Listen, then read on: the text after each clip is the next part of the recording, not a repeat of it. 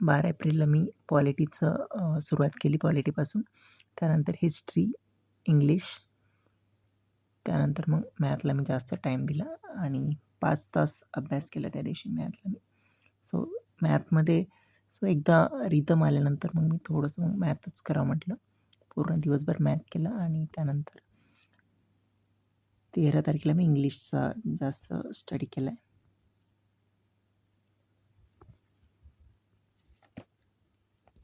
त्यानंतर मग बॉटनीचा 1 तास दिला मी बॉटनीला, इंग्लिशला 1 तास आणि पुन्हा मॅथला अजून 2 तास मी अभ्यास केला.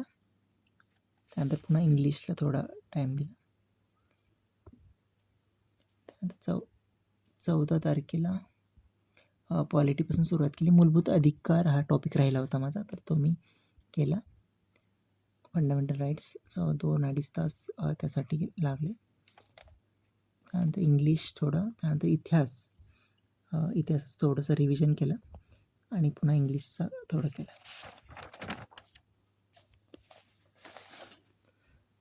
आणि भूगोलचा हा टॉपिक राहिला होता लोकसंख्या, तर तो पण मी केला. त्यानंतर मग सायन्स थोडंसं मागे पडलं होतं, तर सायन्सचा पण अभ्यास मी केला. सो ओव्हरऑल 14 तारखेला 11 तास माझा स्टडी झाला. सो आत्तापर्यंत जो की हायेस्ट आहे. आणि आता इथून पुढे थोडंसं वाढावं लागणारच आहे, कारण की थोडंसं माझं टार्गेट मागे पडलं आहे. पण आज म्हणजे 15 तारखेला थोडंसं कमी झालं. आज मॅथ केला, इंग्लिश केलं, त्यानंतर मग करंट अफेअर्स केला आणि पुन्हा सायन्स थोडंसं. सो सायन्स आज लगातार 4 तास मी केला, म्हणजे सायन्स थोडंसं मागे पडले, सो ते मी कवर करतो आहे. आणि त्यानंतर मग शेवटी करंट अफेअर्स केला. आता सो ओव्हरऑल 103 तास आतापर्यंत माझा स्टडी झालेला आहे.